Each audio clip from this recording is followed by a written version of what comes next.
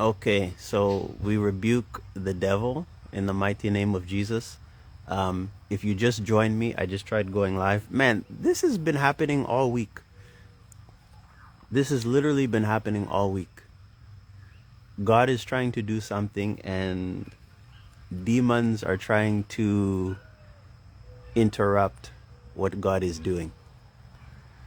So, welcome. I see some familiar handles. Brianna, God bless you. Michelle, God bless you. Uh, uh, um,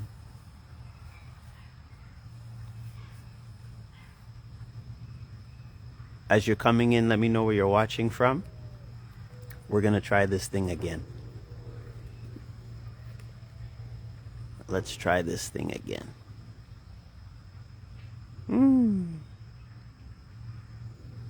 Can you guys hear me? Just put yes in the chat if you can hear me.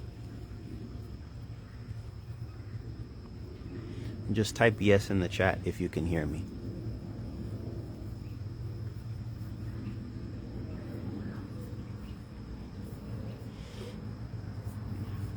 Okay, okay, you guys can hear me. Amazing. Okay, we'll wait and see if Kelly can come back.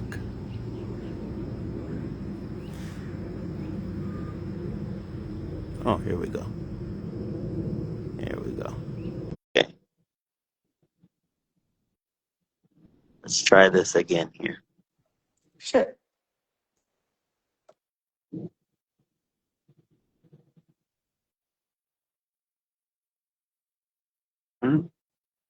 Let's try it again. Okay, as you're joining in, let me know where you're watching from. Put it in the chat where you guys are watching from. And we're going to jump right in. It's a beautiful morning here in Florida. So let me know where you're watching from, where you're joining in from, and we're going to jump right into the live today. So just put in the chat where you're watching from, where you're coming in from, and we're going to jump right into this live. And whatever devil is coming against the airways right now, we rebuke that devil in the mighty name of Jesus. There That's how she you is. know it's good. That's how you know that what we're about to drop is some gems. Absolutely. Absolutely. So, okay, there are angels on standby that's going to keep this thing going. So we're good to go. We're good to go.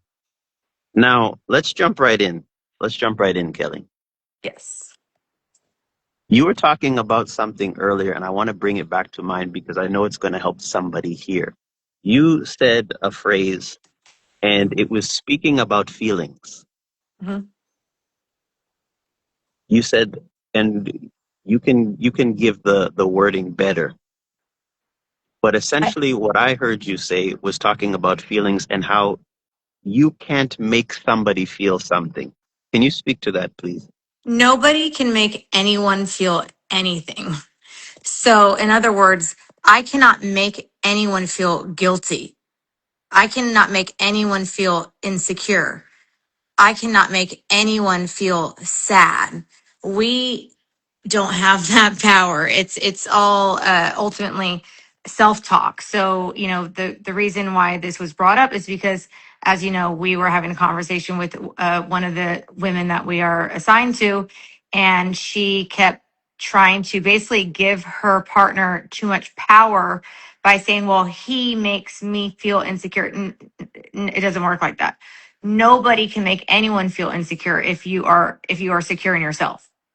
And so it's so disempowering to give someone else that level of power to where they are responsible or hold power over your feelings. Like that's like literally like the worst position you can put yourself in.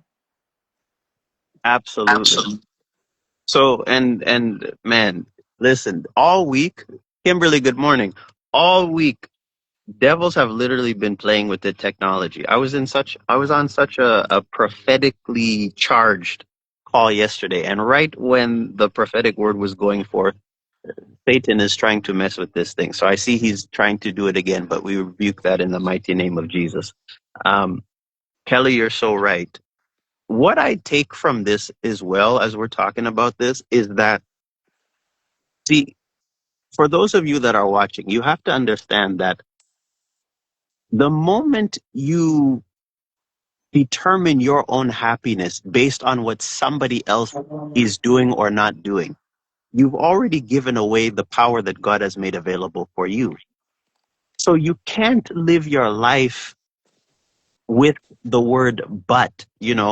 Sometimes we find ourselves in these situations and we always point the finger at the other person, but the reality is you need to learn how to take control of what is within your control and let go of what is not within your control.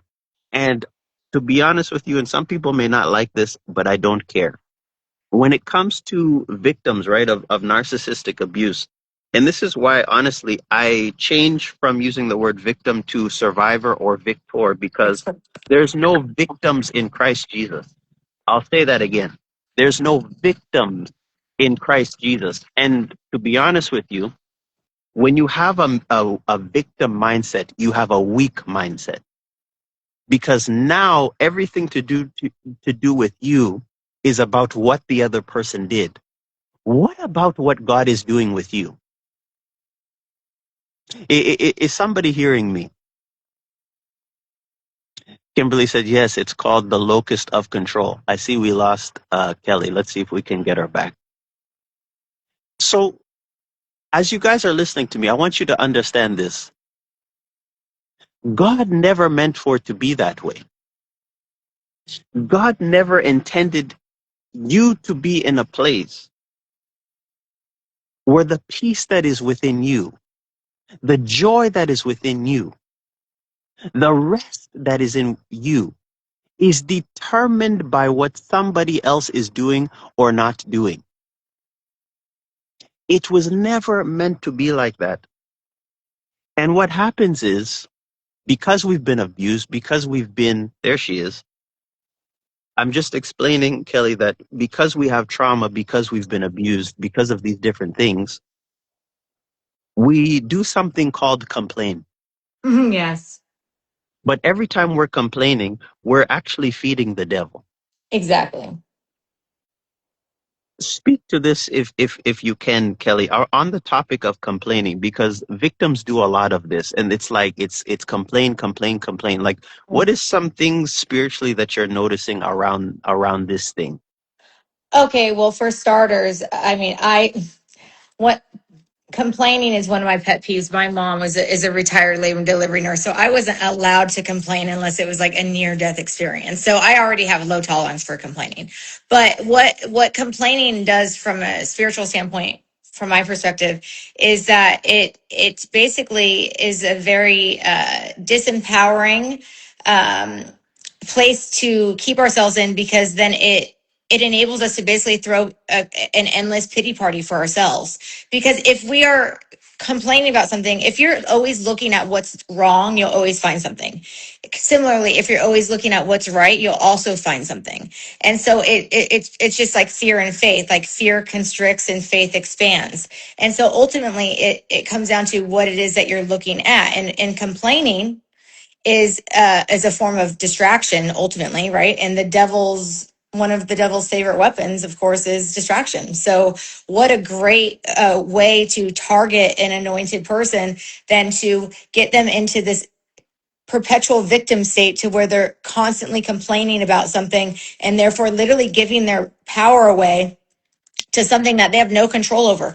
All we can do is respond to life. We cannot control anything that happens in life, right? A whole group of aliens could drop into my office right now as we're speaking, and there's nothing I can do about it except like be cool with the aliens and just respond accordingly. If I freak out or whatever, like I can't control if the aliens are going to drop into my office right now, right?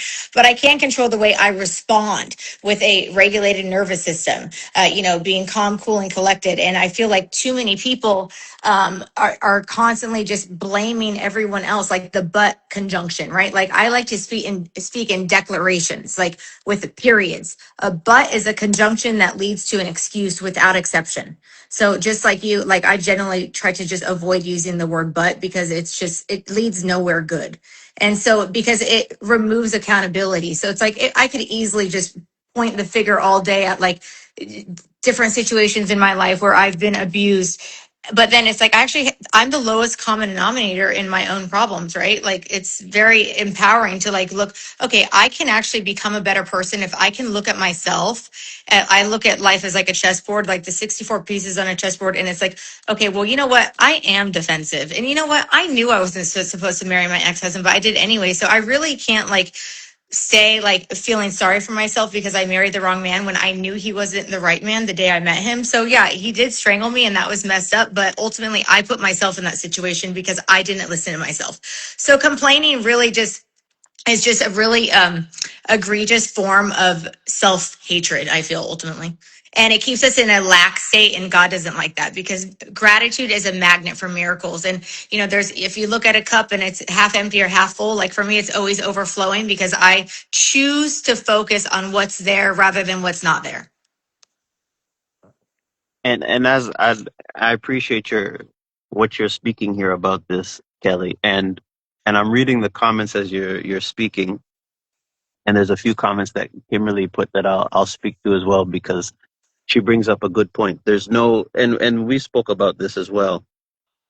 Many people that they're going through this trauma, there's no safe space for them to share where there's compassion. So then what happens is they their experience is invalidated Mm-hmm. and now they feel like they're going crazy. So I want to speak to that because this is extremely important because the example because we just got off of a call where this is and let me paint the picture to give context because many people are in this situation right now where the person that they're with is a part of the issue of where there is insecurity, where there are trauma and these things. And the issue is that what happens is the person in that relationship that is offended or the offense is done against, because that person that is responsible for the offense is in their life, the only person they have to talk to is that person. So now what happens is it becomes a cycle of like you're talking to the wrong people. So I want somebody to hear this when I say this. If you're somebody who is a victim of narcissistic abuse and you don't feel validated in who you're talking to the wrong person. You have to talk to somebody who has compassion and understanding. And, and when you speak to that person, the first order of business is they're going to hear you. They're going to understand where you're coming from. And ultimately, the goal is to get you to the place that God is taking you. What has happened to you, God is going to take it. The evil that was done for you, God is going to take it and he's going to turn it into good. The context of what we're speaking about right now is that even once God is beginning to help you and take you to that place, what happens is because that mindset of complaining hasn't left you, you stay in that place and it's actually keeping you bound. Kelly, I'm wondering if you can speak to this. I certainly can. As a survivor of narcissistic abuse, I have ample experience in this category. And what I would first like to say is, in my experience as a victor of narcissistic abuse, when I was in the thick of the abuse, which has been two relationships, that two intimate relationships, and then one was, you know, a Jezebel within the framework of a relationship, if that makes sense, where I was being directly attacked through somebody else. And the victim shaming is by far the worst part. So, the lack of understanding from loved ones. So, for example, when I was pregnant and my baby daddy, who I barely knew because I had just gotten divorced from the man who ultimately activated my spiritual awakening, because I then, embarked on this demon slayer journey that I did not know I was going on when because I realized that I had married a narcissist by accident. Um, when I was pregnant and I had just met my daughter's father, who decided to become a pimp when I was pregnant. This is something that I could not explain to people, right? Like, it was very alienating. Was just freshly divorced. I met him the same week that I got divorced. I had just been baptized Mormon. Like, I had just moved back to California a few months before to, be close to my mom and get away from my ex, because he was literally making my life a living hell, the narc. And so I was very isolated. And so when I was pregnant, much of my pregnancy was very terrifying, right? I mean, literally, I was chasing down a pimp and trying to rescue his hose. It's not exactly something that I ever anticipated in my life. And in that process of isolation and realizing that this was a divine assignment and that I had to see this pregnancy through despite the pressure to have an abortion and so on and so forth, because it was out of wedlock, and he's a criminal and he's black and all this stuff. I knew that my beautiful daughter Zoe was sent into my life as a gift from God, and that I would everything would make sense. And I took that leap of faith. But in the process, the victim shaming, the what took you so long, oh, how could you end up, how could my beautiful daughter like all the, oh, it was awful, Joshua. But complaining is different than explaining, right? So if I'm talking Mm. about my experience to someone who doesn't understand, which is the vast majority of people, because let's face it, the vast majority of people do not have the unconditional love and compassion that God has for us, that we as demon slayers embody, right? Because I've walked through that fire, right? And so it's like the whole point of what I went through was so that I can hold the lantern and walk others through the fire, fully equipped with the unconditional love and compassion, so that when someone is explaining, not complaining, because I'm the right person that you can tell, you can trauma Mhm. dump on me, because I'm going to understand. I have the skill set, I have the experience, I have the wisdom, I have all the equipment, right? I have all the weapons that God armed me with throughout this Navy SEALs admiral training, or that I now am. I consider myself an admiral in the Navy SEALs spiritually. These weapons were acquired through my own experience, so therefore they're not in vain. So the way that, like, God just told me, so there's complaining, there's explaining, and then there's reclaiming. So once when you reframe Wow. your perspective, from, rather than complaining and feeling like, oh God, like, this happened to me, that's very disempowering, right? You're literally giving your power away to the enemy. Like, how am I gonna get through this? Like, I mean, like, I'm not, I could, like, I have all the discovery of evidence. I could show anybody all the evidence from Pimp Daddy. My daughter calls him Faux D. Like, my pregnancy was terrifying. Okay. Like, I was put in headlocks and broke his arm the night I rescued the hooker. I broke his arm with a broom because I was afraid he was going to hurt my baby inside my belly and hurt my dogs. Like, my pregnancy was absolutely terrifying, but I did it and no one even knew what I was going through. And so now it's been years, and he's out of prison, unfortunately. And so there's always a risk that he may hear something I say or whatever, but I'm no longer in fear. But I used to feel the need to explain myself to unqualified people, to those who aren't even equipped to hear me or listen. So it's like, why bother, right? You want it, it's like, for example, those who are pressuring me to have an abortion. I never went up to this girl named Carly McCoy, for example, who was one of the hoes. I never went up to her and was like, "Hey, Carly, do you think I should have an abortion?" She literally scheduled an abortion for me at Planned Parenthood in Fresno, which is about Wow. 4 hours from where I live. She was not my friend. She was like nobody, right? And so the fact that because that's what she would have done, right? Like, So it's like, do not take advice from unqualified people, period. Like if it's someone that you don't want their life, if like, let's say I need relationship advice. I'm certainly not going to seek relationship advice from my mom. I love my mom. She's incredible, but she's not the best when it comes to relationships. So she's the last person I would go to when it comes to relationships. Now, if it's business, 100%. She's the first person I call.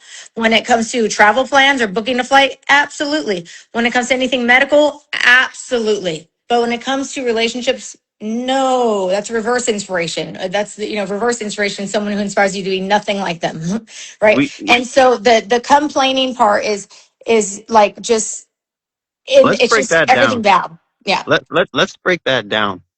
What's the difference? Because this is going to help somebody. What is the difference between complaining and explaining?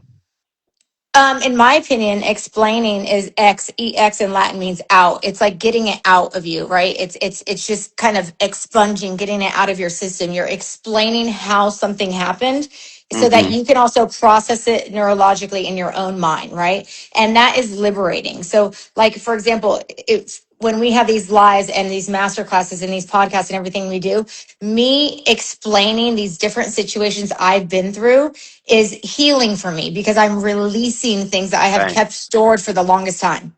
Versus Right. complaining, it's just like negative. Like I could complain all day. I've been strangled. I've been bitten. I've been kicked. I've been put in chokeholds. Everything that could happen to a woman has happened to me. I could stay there all day, but like, why? That's so like just negative and just that gives the enemy all. Then the enemy wins, right? But by explaining, it's like this, yes, this happened. This does not define me though. This is just one little juncture in my journey that helps me make sense of my entire journey, big picture.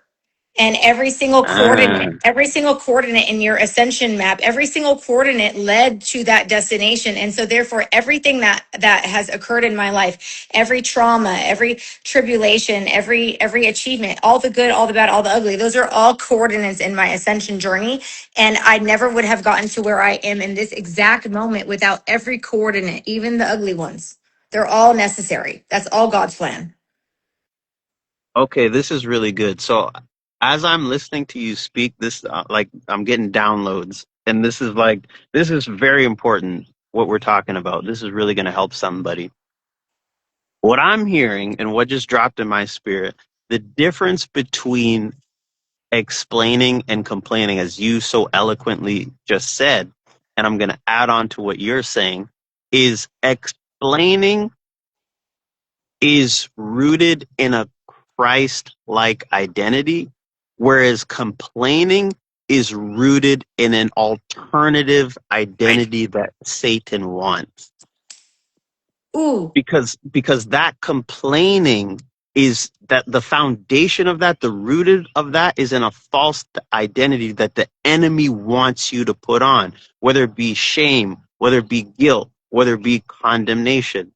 Whereas explaining what you went through, that's you. It's more of a testimony. yes. Misery loves company. Mm, It's like you think of the word complaint itself, company, like think of a scorned woman. There's nothing more dangerous than a cult of scorned women. All they do is complain. And then the second one of those scorned women actually does the healing work, guess what? She loses all of her friends because people who are low frequency vibrating at 150 hertz and beneath, like shame and all the on the Hawkins scale, like the lowest of the low, that's like a cesspool. Like complainers, it's ultimately a cesspool, and they relate through the gossip, they relate through the complaining, through the bad mouthing their exes or whatever. That it's that's so good. there's no positive destination that comes from complaining. Wow.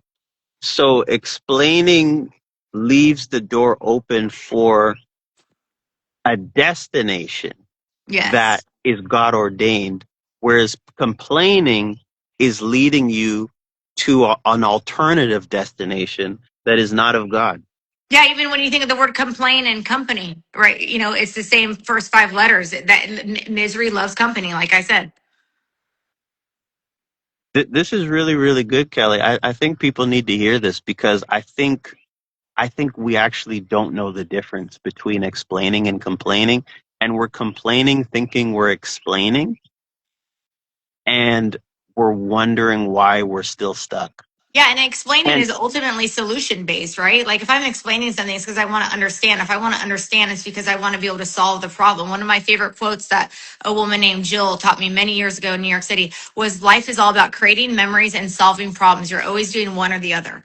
And so for me, I like to understand. I'm a very like intellectual person. I love like mhm, understanding the root, like the real root of things, not the surface level root, the actual root, to get to the core of the problem so that I understand it and then I can come up with a solution. There complaining, there is no solution. You just stay there. It's like being in a swamp. It's just nasty and just it's all trash. It's just like, oh, okay, Joshua. Well, my freaking daughter, she's such a pain. And you know what? And then I went outside and the freaking trash can was on the floor. And then I had to drive. And then there's all these road ragers. And oh my goodness, Joshua, what a crappy day. Like literally, complaining ruins the entire day. Like because then you just vibrate on that very low frequency. And then what happens is you literally magnetize more things to complain about because you already told yourself how your day was going. It's all energy, right? So it's like for me, for example, if I have this court case, as you know, Dooley v. Seashore, like it's never been a matter if I win, it's when. I don't even entertain if. It's always when. If's not an option on my menu with anything. It's always when. And so, like ultimately, neuroplasticity of the mind, we can tell ourselves, we can control our minds and what we think about and how we think and how we process things. That's literally that's the beauty of like God in creating us. Like we have the power to decide what it is that we're going to think about, what type of thoughts we allow ourselves to have, right? And complaining is something that I simply do not. I don't allow myself to complain. Now I will mhm, absolutely explain, but I mhm. do not complain. It just doesn't happen. It's not even an option on the plate for me. That's so good. And so let's double down on this because I know this is going to help somebody. What is a criteria that we should be using to measure who is safe to explain to? Well, for starters, is this somebody um, that can relate to you? Is this somebody in the case of narcissistic abuse? Is this someone that is just, a Sally who's, had the matrix existence and she's been married to Bob for 37 years and they have, one's an accountant and the other's a teacher and they get a 401k and they're retiring soon and then they're going to go on to Hawaii. They're specifically Kauai for a week in the timeshare, honey. Oh, okay, Bob. Okay. Oh, wonderful. I love you, Bob. Oh, I love you too. That's not somebody that would be qualified to be listening to you explain what you've been through because she has no experience. So Mm, it needs to be someone that actually has experience, who's been through it. Like for me, for example, all my friends, like I don't entertain small talk. Like I'm not, I could care less what's going on in other people's lives in terms of a small minded way. Like I'm a purpose led woman. And so the friends that I have, my close friends, is there's a few of them, and I'm so grateful that I have a few close friends.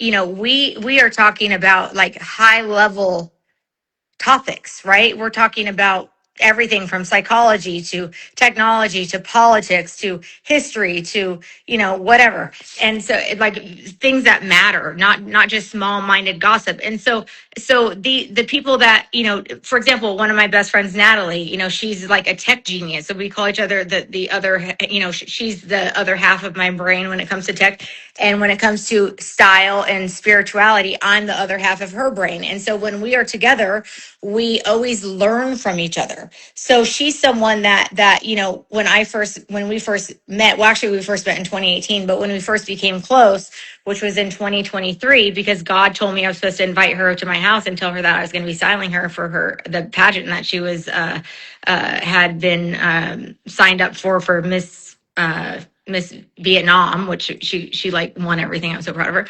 But anyways, that's besides the point. So she didn't really know anything about narcissistic abuse. And so mm, I taught her, but because she's so intelligent and because she's so, because she's so like deep and wants to understand. Like she has just a rich desire to learn. She has an Hmm. insatiable desire to learn. She's the perfect person to talk to because she's going to look now, not necessarily for a solution, but certainly for a soundboard, right? Hmm. She's Hmm. going to uh, let's say I told her about something with my baby daddy, right? She's going to break it down like a scientist. She's going to do Venn diagrams. She's going to send me charts. She's going to do the whole thing. And even though she may not understand it, she's going to figure it out through a scientific methodology, right? Now Wow. on the other hand, let's say it's a woman that I'm assigned to named Mia, who I initially was friends with her ex, who ultimately I chose her, and so she has a daughter who's I think 9 now. Yeah, Hmm. she's 9. And when she was an infant, they stayed with me for a while, and Zoe was an infant as well. And I mean, she's been through a lot, and she's a beautiful Romanian woman, fluent in 5 languages. She's a doctor, and because she's beautiful, because she's in America, because she has an accent, she gets judged all the time. And so, like, I'm doing some spiritual work for her right now, and she felt an instant shift because there's always the evil eye on her. So, with that being said, she's someone that I can talk to because I can relate to her. We have a similar, different stories, but similar pain. Yeah. And pain is subjective to the person. And I can't say that my pain is greater than your pain, right? We can't Oh, say that's that. good. That's very selfish. But Yeah. we can help each other understand and explain our respective histories and stories so that we can ultimately make peace with whatever it is that happened in our lives. That's so good, Kelly. And as you're speaking, this dropped in my heart with what you're sharing. If you want to know who's safe to share with or explain, as we've been speaking about, maybe before opening your mouth and sharing, maybe it's good to ask a question like, hey, have you ever gone through a scenario that included X, Y, and Z? And then Mhm. you just shut up and listen to what they have to say. And maybe they do have an experience inside of them that they share with you that totally relates to what you're about to share. And then through their answer, you understand, okay, this person will be able to relate with what I want to explain to them. Mhm. And if they don't have that example, then you know, okay, this person may not be a safe place to explain what it is that I'm going through because they may not be able to relate. So for all of you that are listening in the comments in the chat, maybe if you're trying to understand who's safe to share with, to explain to, maybe start with a question and wait for the answer and then use that to then discern, is this a good place? Is this a safe space to be able to explain to somebody, as Kelly mentioned, where there's going to be understanding, where there's going to be relatability, etc. What are your thoughts on that? To add to that, I think it should also start with the question we ask ourselves, which is 2 Mm, questions. First, is this someone whose life I want in whatever category it is that you want to explain to them, right? So if this is something that's completely unrelatable, for example, that's another good. woman that I'm assigned to, she has 5 kids. I'm assigned to 3 women that have 5 kids. They're all single moms. They all have narcissistic exes. Okay. One of them Hmm. gets a substantial amount of money every month, joint custody, and of course through post separation abuse, he completely leverages that. So she's walking on eggshells, but she gets paid. She does. It's the most successful case that I've ever had in my advocacy. I told her the exact amount she was going to get in court, and I was so happy that God directed me properly because it was like, oh my gosh, I was right to the exact amount. It was incredible. That was last year. So, but as a result of the fact that she's once again beautiful, right? She's a single mom. She's almost divorced. She gets a lot of custody, child support every month.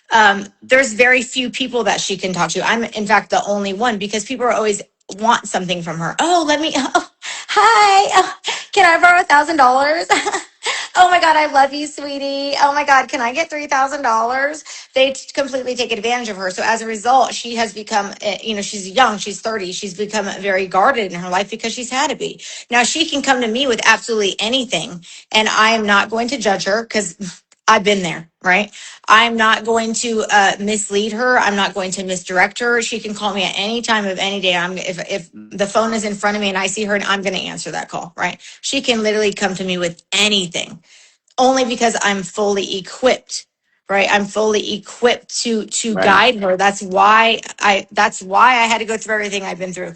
Um, but the other question we need to ask ourselves is not only like, do I want this person's life, but it's also like, is can I trust this person? Is this somebody that's going to go gossip to others? Because most people will, right? That's There's good.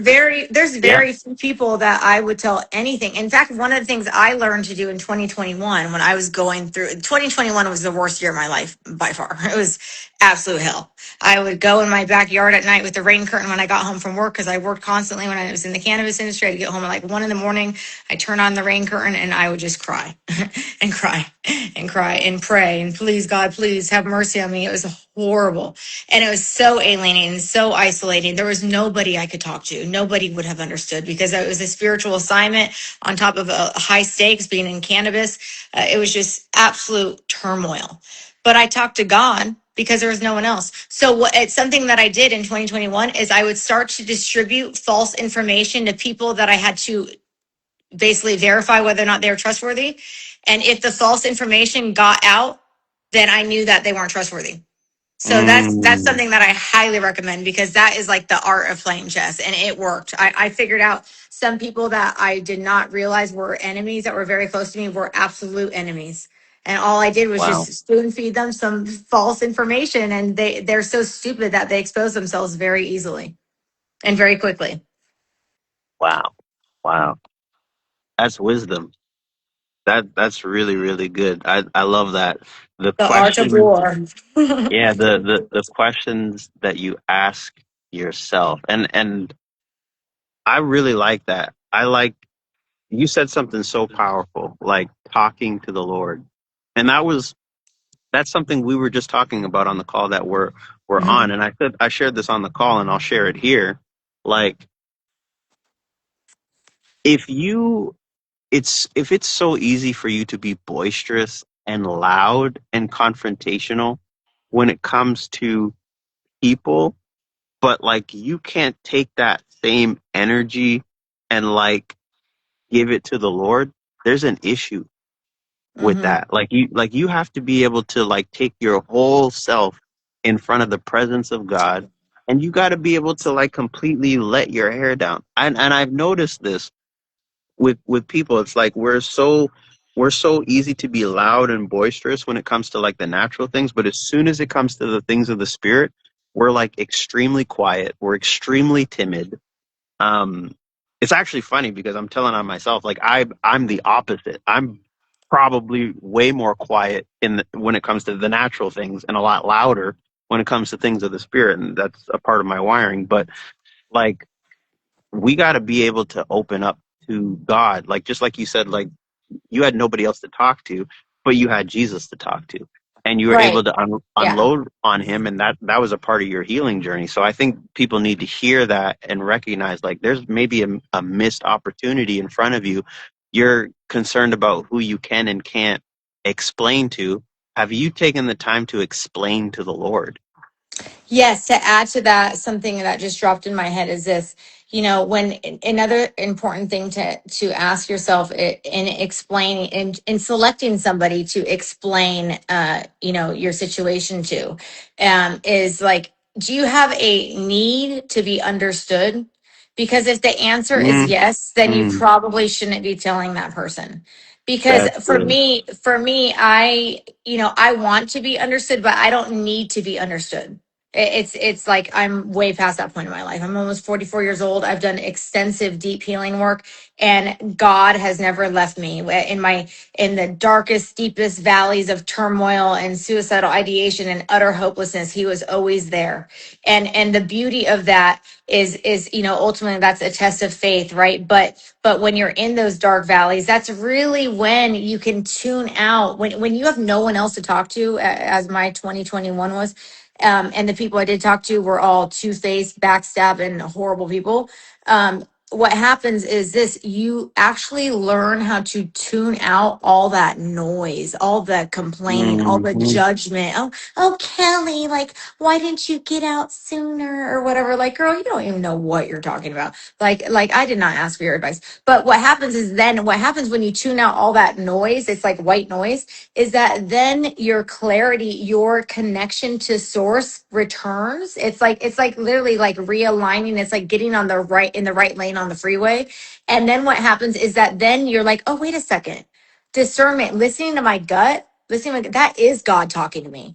Every single mistake I Mm-hmm. have made in my life is because I didn't listen to my gut. I didn't trust my gut. I didn't realize that that was God telling me. I didn't realize every single That's mistake. good. If I had just listened to what he was saying, I didn't know it was his voice. I didn't recognize his voice.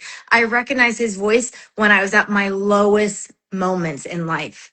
And now I hear his voice loud and clear, and it just drops in my head, and he'll repeat several times. Typically, like when he's telling me, for example, when he told me to go to my next door neighbor's house, as you know, last March, a woman who did not like me. She thought I was weird, a Jesus freak, right? I At midnight, God told me to knock on her door at midnight with three prayer candles, a rosary, and Psalm 23. And this woman thought I was a freakazoid. Okay, so I'm like, really? Like, he said, go now. I'm like, okay. 5 times later, he always says it 5 times. Then I'm like, all right, I'll go. I knock on the door. Do do do. Hi, I know this might be a little strange, but God told me I was supposed to knock on your door and bring you three prayer candles and a rosary in Psalm 23 right now. And she was like, "Oh my gosh, I literally just said a prayer praying for help, basically, because she had no one to talk to." This is the same woman that gets the large child support sum per month that I was just talking about. Right. She was Right. at the Wow. end of her rope. She was suicidal. She didn't know what to do. She had no one to lean on, no family, no one she could trust. And talk about betrayal. I've been betrayed. The level of betrayal that this woman has experienced is far worse than anything that I've ever experienced. And she's an amazing woman. She's deeply wounded, but she's come such a long way, and I'm so proud of her. But like, that's literally like, if I had not gone through all that agony in 2020, really from 2021 and 2022 and much of 2023 basically, and 2014 as well, and actually 2015, 2016, lots of turmoil, just lots of horrible things happening. If I hadn't been through all that, then I wouldn't have ever fallen into that valley where I only had God to speak to. And that's when I finally recognized his voice. And that's why now he's I only lean on God. Now I might seek advice or confirmation from others, which is extremely rare, but Mm-hmm. but God is he's my bestie. Like, he's never left me. He loves me. I can literally just go to him with everything, and I know that it's going to stay right there. I can trust that, right? The safest one I could ever speak to, and he gives me the best advice because he's the one who designed the blueprint for my life. So why would I Wow. ever think to go anywhere outside of him? That is so good. I'm thinking of that verse that says, do not conform to the patterns of this world, but be transformed by the renewing of your mind. So your mind it's transformed by the word, which is when God speaks to you. It speaks to that gut feeling that you spoke to earlier, which is God speaking to you. That's like the word in your gut, literally telling you like, hey, this is the way to go. So to Hmm. your point, that's so good. And it speaks to something even the Lord spoke to me like at the beginning of this year. He said, like, you're going to have like a different level of mental toughness. We've spoken about this. And I think that's the message here for anybody that's listening. Like, there's a mental toughness that the Lord wants to bring to you, and it's going to come through you going through trials and tribulations, Hmm. and then you deciding what you're going to do with that Yes. trauma. To Kelly's point, if you're so wounded and if you're so vulnerable, maybe it probably is the best idea for you to talk to the Lord before you talk to anybody, if you're even going to talk to anybody. And you need to sit with him and you need to allow his response to you, the word in your gut, to change your mind, to transform your mind. This is what is going to deliver you. This is mental deliverance we're speaking about right now. This is psychological deliverance that we're speaking about right now. You don't think God can't reach into your mind and deliver you psychologically? He absolutely can. You don't think he can reach into your mind and deliver you mentally? He absolutely can. But can you sit with him and allow his word to enter you and shift you and change you? So man, I feel the fire all over this. This is what we want y'all to get, even as we're coming to a close on this live. And it's been powerful. We got to learn, like, this is the road. I love when the word says, I am the way, the truth, the life. You can't get to the Father except through going to Jesus. So take your issue to Jesus, explain it to him, and then sit with him, and then wait for that witness in your gut to hear and understand what God is saying. When you're going through chaos, but there's a peace in your spirit, that's a witness. That is God talking to you. Mhm. There's a message in that witness that is just for you. I was talking about this in surgical Bible study last night. So anyway, I want to. Oh, What's your kind of final thoughts as we wrap this up, Kelly, I have a for very everybody? important, quick as possible story. So Yes. that is a complaining story. Okay. This is when I was coming out of my Great Depression in 2014. I was living in New York City. And I remember I lived on 36th Street and 5th and Madison. I was in a taxi and I was going home from Soho. And I was speaking, I always have, vibed with Haitian cab drivers. And so I was talking to the guy and I was surely complaining, right? I was very much in my I don't understand how this could happen in my life era. And then he was like, "You know what you need? You need a Bible." And so the next day, he brought me this Bible right here. He left it Wow. with my doorman, and I opened up this Bible. And I already believed in God, but I didn't have a Bible. Okay. I opened up this Bible. This is in March or February of 2015. And it literally saved me because he was sent by God to ultimately to rescue me from myself, right? Because I was in Wow. my confused complain era where did not understand how this could happen in my life. And this Bible literally saved my life. I opened it up, and Isaiah and Psalms in particular. I mean, this is the exact Bible that he gave me. And then I got a tattoo on my arm. I didn't have any tattoos on my forearm. Isaiah 61, turn your ashes into diamonds. I promised myself that within 10 years I would start my own nonprofit. I have always been an advocate, but then I achieved my goal in 2024 is when I officially established my 501c3. But I've been an advocate for over 10 years. And I promised myself that I would be the woman that I needed when I didn't have anyone because I only had God. And so when in my advocacy work, why it's so important to me is because of the victim shaming, because of everything we've discussed, is that I'm a safe person that God assigns to others to essentially show them how much he loves them. And that's why he sends me as a co-pilot, because I had no one but him. And so yeah, this is the only good complaining story I have that led somewhere. It led me to the Bible. Wow. That is powerful. That is powerful. Mic drop on that. Fact Y'all, bomb. I know y'all have been blessed. So I want you to take the words that have been spoken today and I want you to meditate on them. Meditate on the Lord Jesus and allow the word that you heard today to shift and change you. So Kelly, thank you so much for coming on here with me today and sharing. Thank I you. really We should do appreciate it. this every week, I think. Amazing. Amazing. Let's do it. Thank you so much. All right. Have a great Thank day. you. Thank you, You everybody. too. Thanks, y'all. God bless you. And Bye. we will see you on the next live. Indeed. Bye.